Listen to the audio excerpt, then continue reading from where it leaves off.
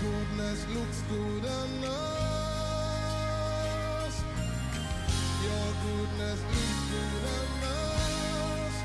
And we wear your glory. And we wear your glory. Hey, your goodness looks good on us. Your goodness looks good on us. And we wear your glory. And we wear your glory. Somebody lift your voice and say, as we worship, and behold your face, the light of your presence shines on us. As we rise your love, as we worship, and behold your face, the light of your presence shines on us. And we rise your love. Say, as we worship, and behold your face, the light of your presence shines on us. And we rise it. One more time, as we worship, as we lift the name of Jesus up tonight, shines on us. Say, your goodness looks good on us. Your goodness looks good on us. And we wear your glory. Hey! And we wear your glory. Somebody lift your voice and say, your goodness looks good on us. Oh, and we wear your glory. We carry your glory and we wear your glory. Somebody lift your voice and say, your goodness looks good on us.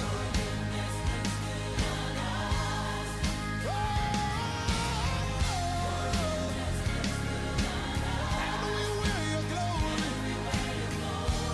Yes, sir. We wear your glory. Just one more time, somebody say, your goodness looks good on us. Yeah. And we wear your glory. Ashaba. Hey. And we wear your glory. Oh, no, no, no, no, no, no, no. Somebody lift your hands with me and say, you are good and your mercy is forever. You are good and your mercy is forever. Ha! You are good, Jesus, and your mercy. Lift it up, say, you are good. Say, you are good, Jesus.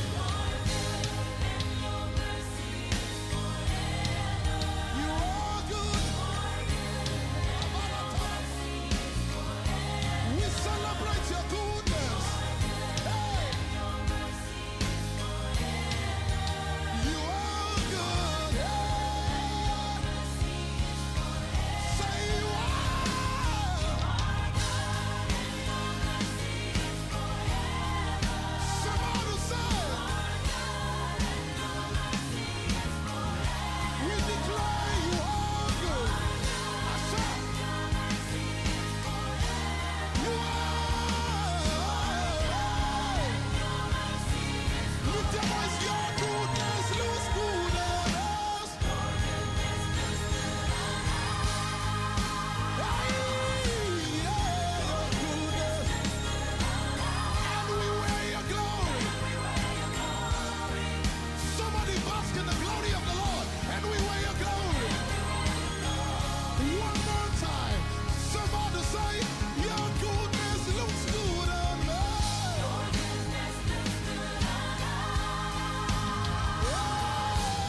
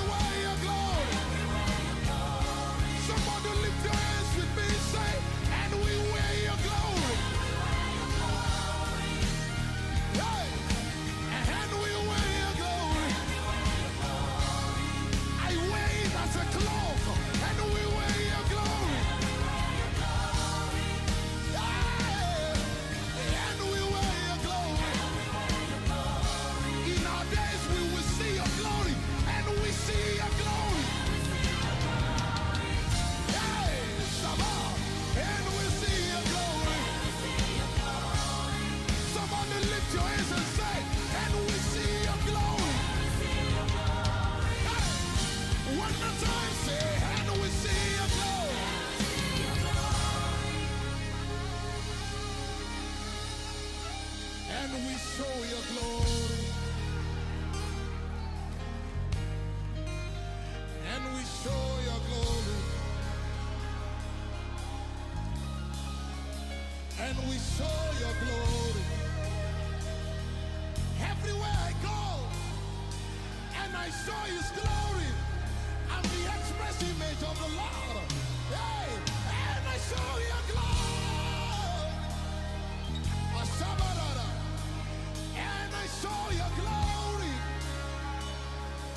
Everywhere I go, and I radiate your glory. Epalatalapaya. And we show your glory. Everybody, your goodness looks good on us.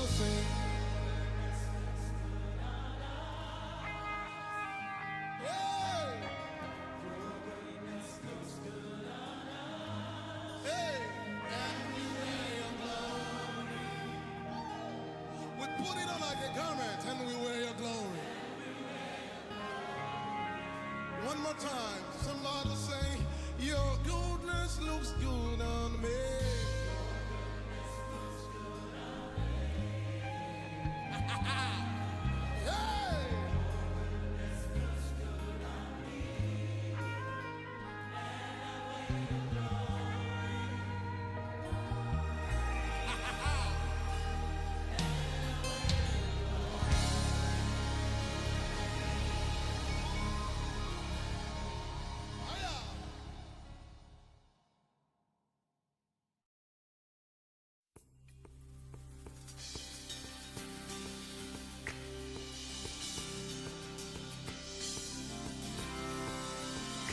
There's no better way to spend my life. No better way to spend my time. Forever it's your presence I'll chase.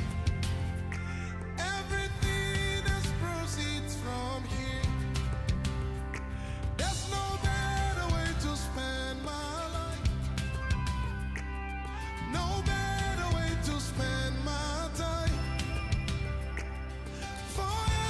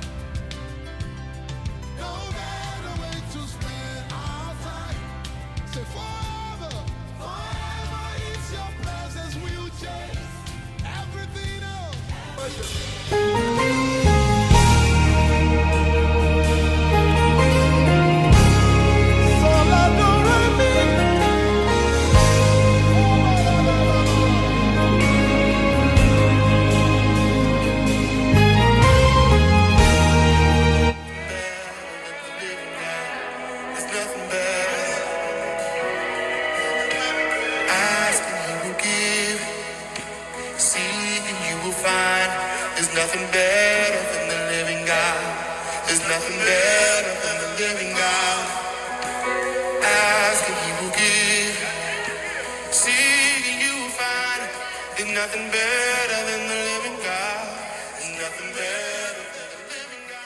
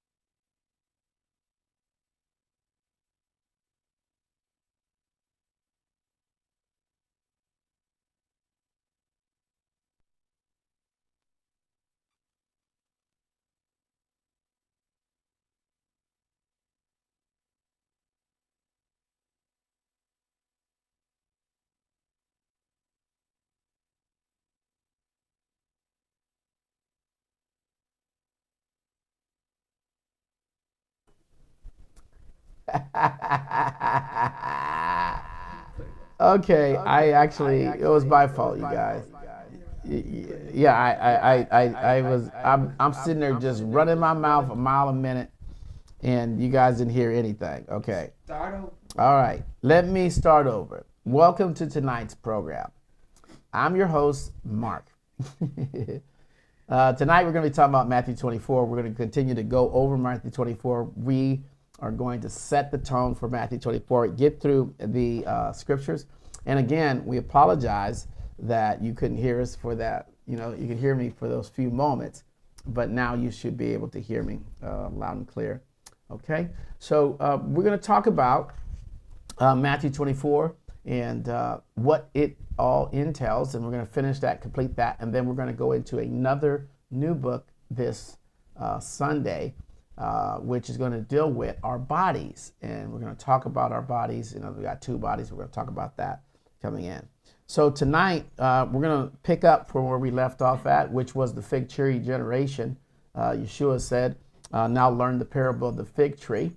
We're going to talk about that, but before we get into that, I want to go ahead and talk about what is this particular book all about. Matthew 24, what is it about? It's about the disciples coming to Yeshua and asking the question, what will be the sign of thy coming and the end of this age? In other words, what will it look like? And so they're asking that question and posing him that question. And when they do that, he responds and replies back by giving them specific instructions. In other words, here's what you need to do. Here's what you need to pay attention to, and here's what's coming. And it's very clear. In modern day religion circles, they always say, oh, I got this new revelation and I saw something this and I saw something this, and buy my book because inside my book it's going to tell you about these prophetic things going to happen. You don't got to buy no book. Everything that Yahushua talked about is in Matthew 24 about his return and all over the word. In fact, Mark 13, Luke 21, in the book of Revelation, there's plenty of information. You don't need to buy anybody's book to figure out when he's going to arrive. It's very simple. It's very outlined.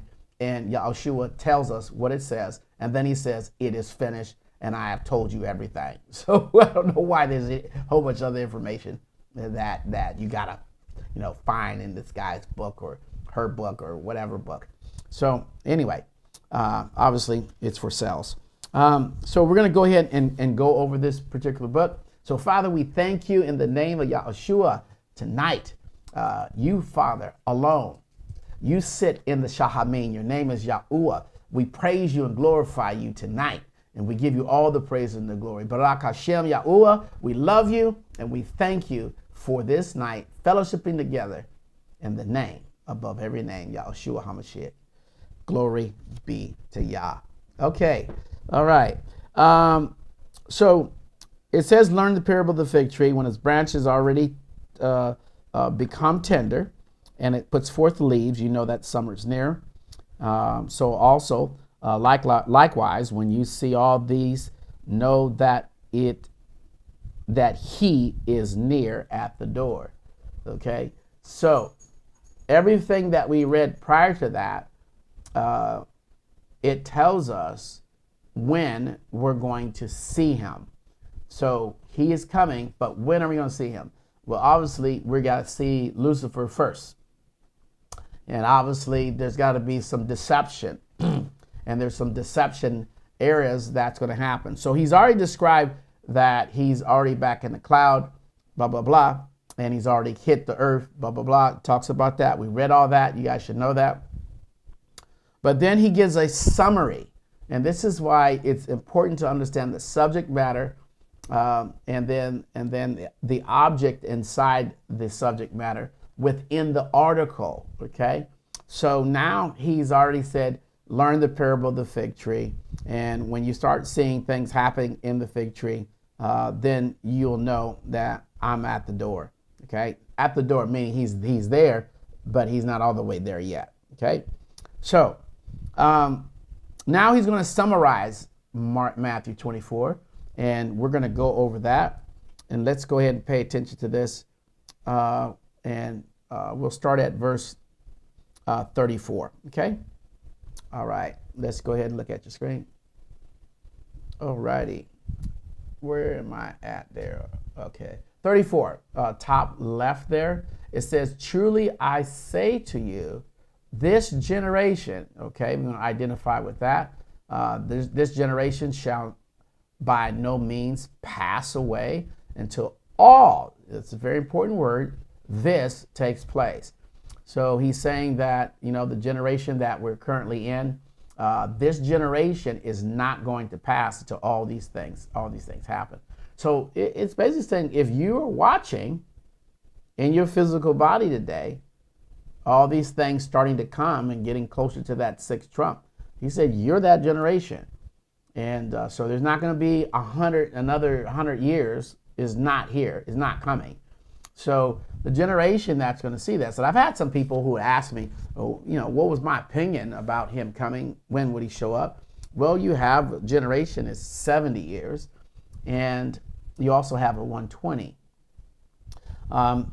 But when you look at the clues and you understand the trumpets, you understand the seals, what's coming forth, you would say between, I would say Passover next year, all the way up to about 2030, that we could see the full return. Now 2030 makes more sense because of the timelines, even taking out the calendar dates and replacing them back. They all point at 2030. Even at the end of the 7,000 or going into the day of rest, everything on the calendar is starting to fit that way. which is right around 2030, between 2030 to maybe maximum 2033.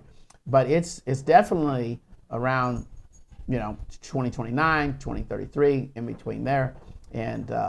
And we know when he's going to show up. Lucifer is going to show up during the moment of the season of locusts, and that is between May and September. So you're going to know that. But before he even shows up, the two witnesses will be here, and they will be in Israel, okay? And they're going to be operating in a supernatural power. Everybody's going to see them on TikTok. Everybody's going to see them on Instagram. Everybody's going to see them everywhere, and they're just going to be doing things supernaturally. And then there's going to be a hike or increase in AI technology. And of course, the American dollar is going to be the strongest currency on earth, which it is today. Okay, so that's the one world. Okay, you'll see wars and rumors of wars. And so there's not going to be a war where everybody's going to die. All that, what people are seeing and misreading in the book of Ezekiel, about eyes being sucked into the head and things like that. That's just talking about we transform into our spiritual bodies. And we'll talk about that on Sunday. Kim and I will get into that. So that's not going to happen, okay? So, but we can see this. It says, when you see this, you know that time is near, and that this nation shall not pass till all these things be fulfilled, and so forth. All right. So let's keep on reading. We'll go back in here in verse 34 again, okay, where it says, truly I say this unto you, this generation, wait a minute. Oh, yeah, truly I say this generation, by no means. I'm trying to read it out of the wrong one. I got to go back down here. I'm sorry, you guys. I was reading it out of the wrong translation. Okay. It says, truly I say unto you that this generation shall by no means pass away until all this takes place. That is our generation. Verse 35, the heaven and the aretz, which is the earth, shall pass away, but my words shall by no means pass away. So in other words, it's going to be rejuvenated. So that's what it's talking about there, being rejuvenated. So heaven and earth shall pass away. And this is an improper way to, the writers put that in there, but instead of saying pass away, people think that's a nuclear bomb. But it's going to be rejuvenated. It's going to be new. It's going to be new. He's going to give us everything brand new. He's going to clean it all up. There's not going to be all of those, millions and millions of year old buildings underground and from the mud floods and all that. He's going to renew it. Okay, he's going to renew his earth. Okay, and so forth. He says, "But my words shall by no means pass away." Verse 36. But concerning that day and that hour knows no one, and not even the messengers of the Shahamim, which is in heaven, but my Father only. And so the Father is going to determine when the two witnesses are going to show up, and so he's going to let us know, and we're going to see that. So when the two witnesses show up and run their course, or the day that he decides to let go of Lucifer, because he's Lucifer in Revelations chapter 12 verse 6 and 7, it lets us know that Lucifer will be released back into the earth. Okay, but of that day and that hour, nobody knows. Okay. All right, let's continue to read verse 36. He says, and of that day, as the days of Noah, okay, Noah we see here, so shall the coming of the son of Adam be. So we know that this is, what was the days of Noah like? The days of Noah, what were they doing? That there was such evil that was in the land, a high regard for disrespect, a lot of religion, a lot of false prophets, everybody saying this is God and using that God word. You'll hear God more and more and more and more and more and more and more and more and more and more, and really all focus on God, because everybody is going to be worshiping Lucifer. A lot of people are, or that deity, and they're going to think that they're worshiping Buddha when they say God. They think they're going to be worshiping whatever, but this is the God word. And then you're going to have atheists trying to explain God, and you're going to have agnostics is trying to describe who God is. And they're talking about looking at this tablet and this Samaritan tablets and all these other kind of books and stuff that's out there too. Again, it's just a bunch of confusion, because out of confusion, Lucifer, his statement is that there's order. It's actually on the back of your dollar bill. That statement, out of confusion is order. So we'll see that happening. And yes, Mikhail, we're seeing it happen a lot today. Okay. All right. Let's keep on going. So after Noah, it says that we're going to see, and so shall the coming of the Son of Man be. So basically, when you see those things coming, you know what happened with Noah. The word was, oh, it's going to rain. It's going to rain. He's coming. It's coming. But the religious groups are going to be announcing that, primarily that, they're going to say JC is coming. So that's the perfect scenario for the rapture, the perfect scenario for Lucifer to show up on the scene, sit in the temple that Yeshua talks about here in the Matthew 24. He says, in the book of Daniel, where it talks about that. And most people, it just doesn't go up. It's not connecting. They still think that Yeshua is going to show up first, and then he's going to take us away, and then the devil's going to tear something up, and then Yeshua going to come back 3 times. Okay, that's not going to happen. That is not what's going to happen. He only shows up one time.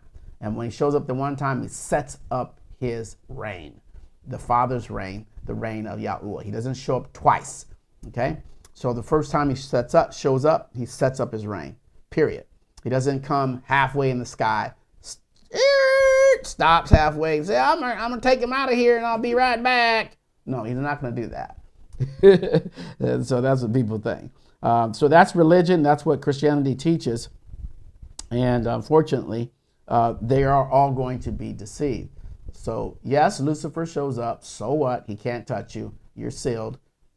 He can't touch you today. You're sealed. All right. And then, but when he does show up, he will show up because the days of Noah on earth. I mean, think about it.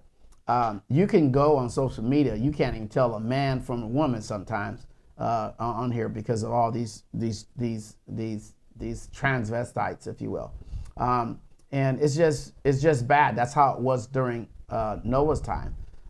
It was a high increase of homosexuality, and that was glorified in those days. It is what it is. I'm not saying anything about it. It is what it is, and that's what the days of Noah are about.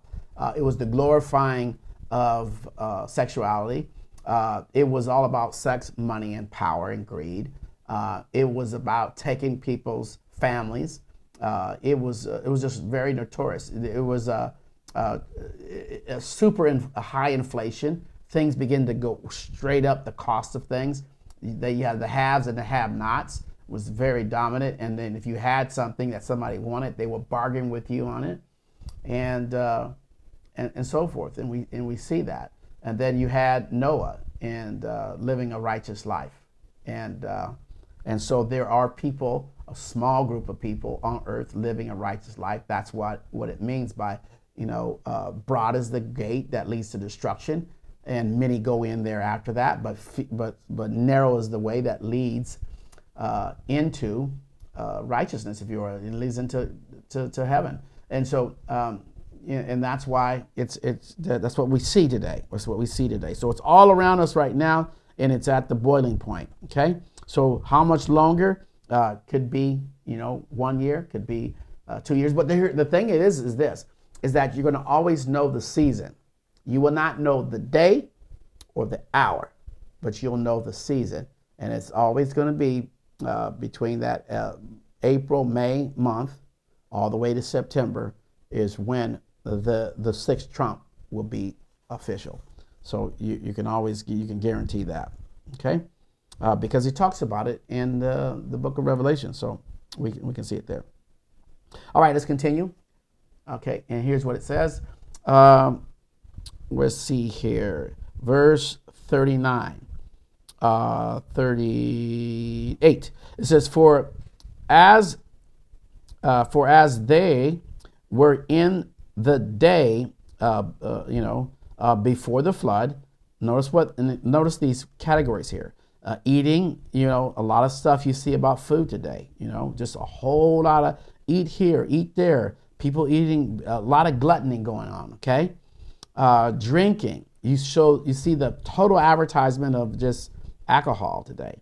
Marrying, you see a lot of that today. Marrying and then giving in marriage, a whole lot of that. And that's why people feel that if they feel someone's so alone, and because you sitting there watching everybody get married, and you up there getting upset about that. Stop watching people get married by the abundance, and that's going to happen. That's supposed to happen, and so it's just going to be an abundance of it. It says until the day that Noah entered into the ark, okay, and they did not know until the flood came and took them all away. And so also shall the coming of the Son of Adam be. And this is a good point here. This is where they get the rapture of the church theory at. But what happens is that at the seventh trump, when Yahushua arrives, what's going to be taken away is that the angels are coming to take away, to separate the wheat and the tare, and of course from the four winds. And that's when we transfer into our second bodies. That's what's going to happen. And so the flood that came and took them all the way is that it's going to be total embarrassment, the gnashing of teeth, because they're going to find out that they've been calling on Lucifer, and they're going to be totally embarrassed that they never, ever worshiped him. They worshiped Lucifer, okay? And it all began with the wrong language. And them crying out and not knowing, the seals and the trumps, and they're going to be totally embarrassed because they're going to wake up that day because they've been worshiping this rapture movement. They've been worshiping this, revival moment, and Lucifer is going to come and give them that message, and they're going to be worshiping the devil and calling him Jesus Christ and calling him God, calling him Lord. And he'll use all those words that ties them to that false Messiah. And instantly, 3 days later, after the two witnesses are killed, Yeshua's going to arrive on the scene, and he's going to take and then the angels are going to separate everyone. And when that happens, all of those that were worshiping Lucifer, they are going to be in total agony, shame, and embarrassed. They're not even going to want to live because they heard this message that Lucifer was coming first, but they didn't believe it, and they end up worshiping the devil.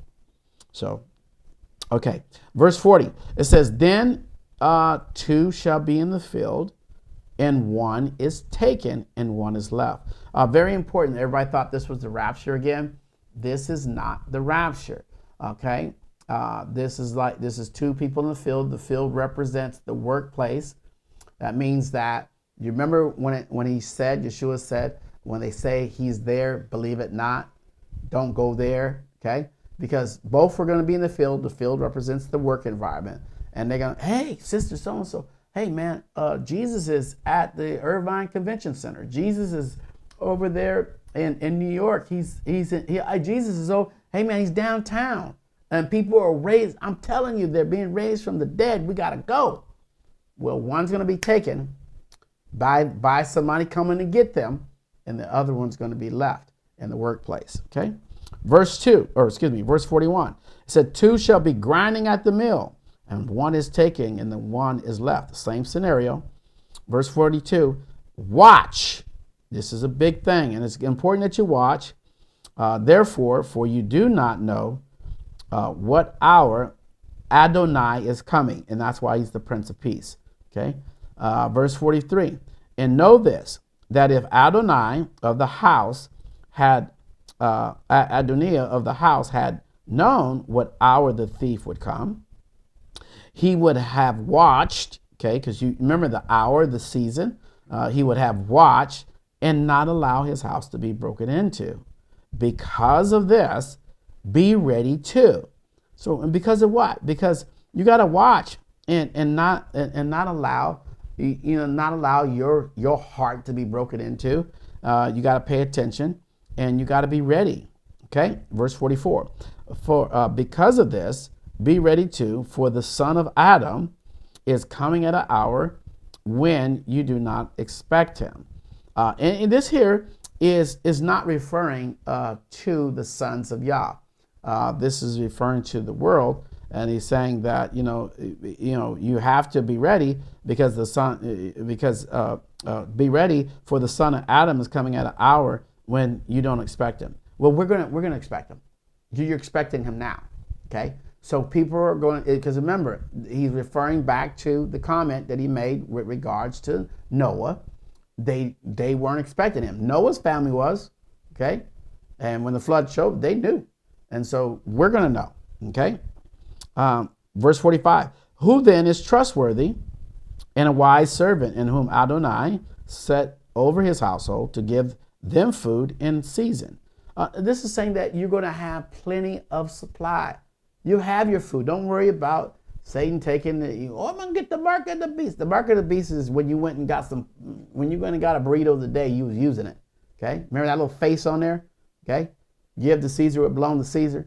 Okay? That's the system of the mark of the beast. It says in the supreme being we trust, that you're using it today.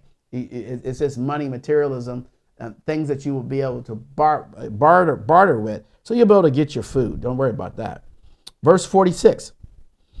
Blessed is that servant in whom Adonai, having come, shall find so doing. What is he going to be doing? He's going to be preparing himself.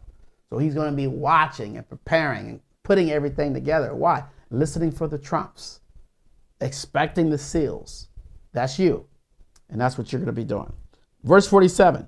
Truly I say unto you, that he shall set him over all his possessions. Well, that's because you guys are paying attention. You're good students. Verse 48. But if that evil servant, now notice this, whole different person, say in his heart, my Adonai is delaying his coming, and begins to beat his fellow servants, and to eat and drink with the drunkards. And so this is a person that, again, an evil servant. The evil servant that we know of are those that are evil in the earth realm today, the ungodly, and they're just evil, and these are just evil men, is what it's referring to. Okay, verse 50. Adonai of that servant shall come on a day when he does not expect it. There he goes. He's not going to expect it. And at an hour when he does not know. So he's not expecting it. He doesn't know the hour. He doesn't know the season. And he shall cut him in two and appoint his portion with the hypocrites. And there shall be a weeping and gnashing of teeth. Now notice there's twofold there. She'll cut them in two and appoint him in his portion. And it says with the hypocrites. And so the hypocrites are the religious people of today, the ones that are always trying to cast somebody into hell, if you will. And there's a way to go about warning people, and there's a way also to not be that hypocrite, if you will. And people will say and get beat themselves up about sinning, and beat themselves up about doing things wrong, and you don't want to beat yourself up like that, because you have an advocate with the Father, and because you do, you can go to him. If you fall short, you go to him and you ask for forgiveness and you repent before him. Okay, and that's important that you do that, because he loves you, and you need to know that he loves you and he has forgiven you. And so he knows that you're not going to pass every test. He knows that you're going to say things that you don't want to say. Okay, he knows that. Okay, and so he's always put something in play for that. But don't let no other man tell you, or anybody, or any preacher tell you you're personally going to hell. He's the judge, not us. Okay, there's only one judge. That's him alone. That's YAHUAH. He's the judge, and it's not us. Okay, so, and that's not going to happen until way after the 1,000-year millennium and the judgment seat of YAHUAH, and then they get judged. So there's a long time before that judgment. But right now, while you're in that physical body, you can make decisions in that body today to live for him. And how do you do that? You study, you read, okay? You meditate mostly, all right? Spend more time meditating on the word. You don't have to, you don't want to be a smart hypocrite, okay? Where you learn all the scriptures like a lot of people do, and you disconnect yourself from Yahuwah. The one of the words that you need to say more than you want to use the name Yahuwah and Yahushua more than any other name in your entire life. You need to say that name all the time. I thank you, Yahuwah. Okay? I thank you for blessing me. I thank you for forgiving me. I thank you for providing me favor. I thank you for providing me wealth. I thank you for providing me divine protection and wisdom. Yeah, and you're talking to Yahuwah, the Father. Okay? I thank you, Yahushua, for your blood. Okay? I received the Ruach HaKodesh for guiding me and leading me. You need to say those are statements that you ought to, say to, out loud to yourself more than, 15, 20 times a day at least, but focus on that. Because remember, the story that is in the Besorah is true. And the story inside King James is true. But what has happened is that they've changed the names, okay? They've made up their own statements. They made up their own language, and they changed words. And the reason for that, Lucifer did that, so it mimics, he can be like the Most High through those changes. And that's how he did it. And so he did those changes to corrupt the innocent. He also did those changes to create a bunch of hypocrites, because he knew that people, remember we were doing a teaching, it said, Yahuwah says, my people are sottish. It means stupid. And the reason why they are is because they won't study. Humans inherently will not study. They'll take the advice of somebody else. They personally won't get in there and study. They'll hold on to one word and never study for months and months and months and months and months and months. And so, or they study to find out, just how to read a particular word. And so in Christianity, they take words out of chapters. And when you take a word out of a chapter to restudy it, then you change the subject matter around the word. Let me give you an example. If I said to you, you know what? And I said this to you back, let's just say, to the kids, like my granddaughter today, if she goes to school and learns the subject of horses, a thoroughbred horse, a Mustang, all the different types of beautiful horses, right? But, and she gets older, and let's hypothetically say she moves into just a village, and this is not going to happen, but just, where there's just countryside and what do you call them things? Them chariots or whatever, I can't remember, with the buggies with the horses on them, okay? Let's just say this, for example. But I want you to get this point on how wrong taking a word out can misinterpret the word, and that's where they get this transliteration and translations at. So if I said to my granddaughter at that time, and I wrote in a note, me and grandmama, we got on our Mustang, and we took that Mustang down about 10 miles to the beach. We got off, had a great time, and the Mustang needed to be cleaned up. So we cleaned up the Mustang, and we got back on the Mustang, and we drove around, and we just had a great time, and the wind was blowing through our head, and we got back. And so one day, 20 years later, she reads that, and she says, "What is a Mustang?" And she pulls out a Mustang, and a horse shows up. She gonna see a Mustang, but she gonna remember also that was a horse. So when did Papa, Mama, Grand, they had a Mustang, and you couldn't tell her no different because she see that word Mustang, and that is a horse. Well, we know that was a car. Okay, so when people take the word, and this is what happens today, they find a word and then they pull it out. They pull out the word wisdom. They can pull out everything, and they won't believe what it's saying. but it's talking inside the article. So the story, you cannot move it. You stay right there. You go from verse 1, verse 10, and it will teach you how to watch. If you start pulling words out, you can't watch it no more. Now you just got a book with a bunch of information, okay?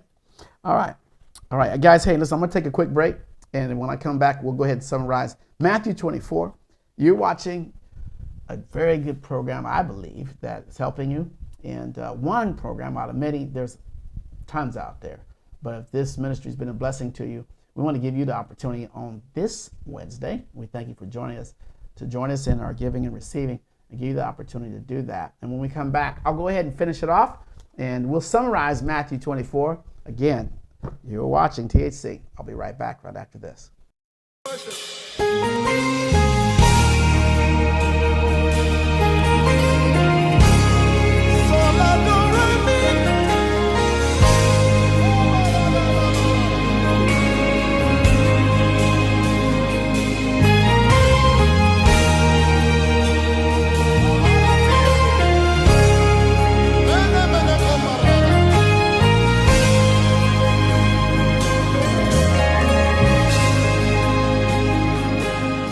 Generations after generations keep praising you, yet no word sums you up. Then I asked the Lord, what name fits you? And he said, yeah.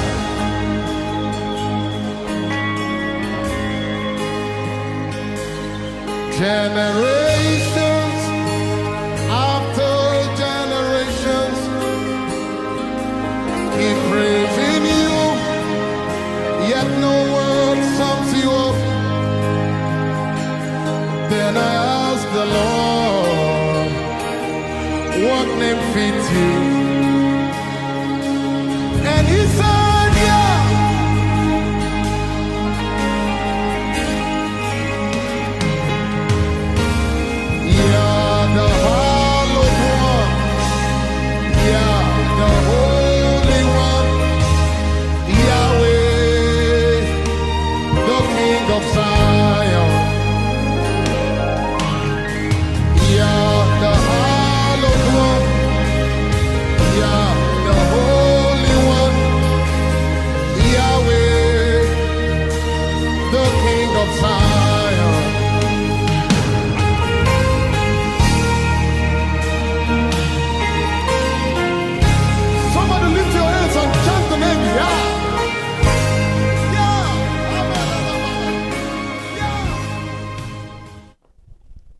And he asked the Lord, did you hear that? What name fits you? And he said, Yah. You know, I like that song because here's an artist that's singing, and this is the power of it. He asked him, I'm searching. What name fits you? And the answer came back, Yah. Isn't that something? That is so glorious. Welcome back to the broadcast. Thank you for taking the time, and maybe after the program or even during the program, you taking time to go ahead and give. And always take the time to honor him and your giving and receiving, because surely he's blessed you and you want to continue to be a blessing to the Most High and this program as well. Okay? All right, so we're back. We're studying the book of Matthew 24. I'm your host tonight, here just for a few more moments. And we were talking about the book of Matthew 24. We spent a lot of time on it very early on because that's where the traps are at.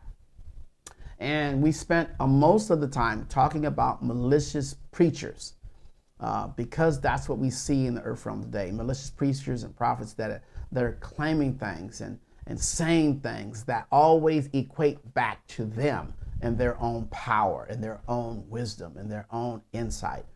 And none of it is of Yah. Yah alone does not need any help from me. He doesn't need help from anybody. He, with his own hand, he brought himself salvation.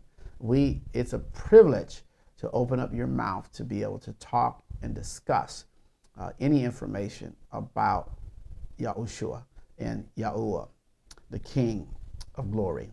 And so, but this particular chapter is a chapter that we've dealt with now for several weeks, and it has enlightened you. I believe it has. Well, somebody let me know. Has it been a blessing to you? I pray that it has. Are your eyes open? Tell me that. Say, my eyes are open. And that's very important. So Matthew 24, again, it was about take heed that no man deceive you. And start there. Start right there. And then all of the deception is laid out about how Lucifer was going to go about using men to deceive you. Men who had their own motives, primarily malicious ones. And they were going to continue to do that all the way up until that seventh trump. And as we get closer and closer to that day, Satan starts putting more pressure in the earth realm, more demonic things in the earth realm, more areas where he can steal and rob and kill. That's what he does. He's of his father. I mean, all his children are still here, and they're multiplying here in the earth realm. And people are turning their backs against Yah, and people are rejecting the name of YAHUAH and rejecting the name of Yahushua, and that is supposed to be so. Don't let it surprise you at all. Don't even argue. Okay, just laugh. Just ask what you need to do is laugh, especially when they tell you about the name. Yeah, I don't need to call. And you know what your next response should be? Is just laugh. Just laugh at the enemy, okay? And so that is it. Okay, so that concludes the book of Matthew, or Matthew. It's the book of Matthew is about the end times explained. That's what is described in this particular book. But this is a teaching. Matthew 24 is a teaching that Yahushua did. It's his teaching. And so we went over that teaching, and it is his words. And his words were, take heed that no man deceive you, for many shall come. Talk about the anointed. Wow. That's definitely not people that teach Buddhism, but that's what it's talking about. It's talked about all of the things that people will be doing, like yoga today. Yoga. I mean, a lot of quote-unquote Christians do yoga today. That's just the worship of demons.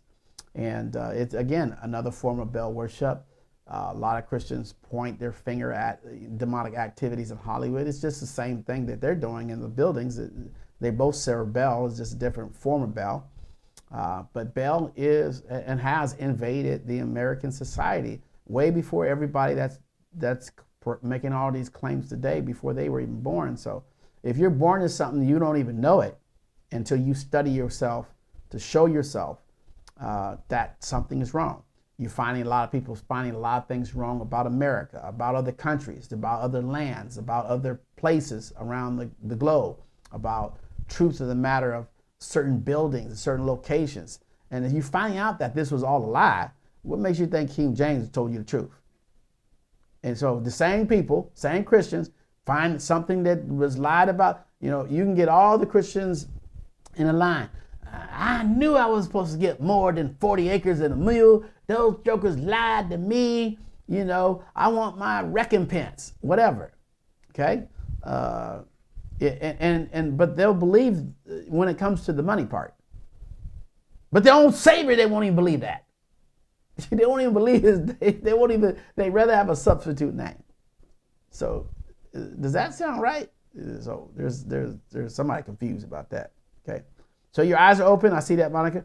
And I'm glad that you guys eyes are open and you can see. Okay. All right, guys. That should do it for this evening. Thank you for joining me. Have a great time with your family tonight. Tell them that you love them. And always remember that if you be in the Mashiach, then you are Abraham's seed and an heir according to the promise. Until next time, we'll see you here on THC, Kevin I, at 11 a.m. Right here on this channel Go ahead and share it. If you have not subscribed, we hope that you will subscribe. Go ahead and do that. And then share this message as well. Okay? And yes, your eyes are open up with simplicity. We'll see you soon. I'm Mark, and I'm excited about Yahuwah. Are you? I pray that you are. Until next time, bye-bye.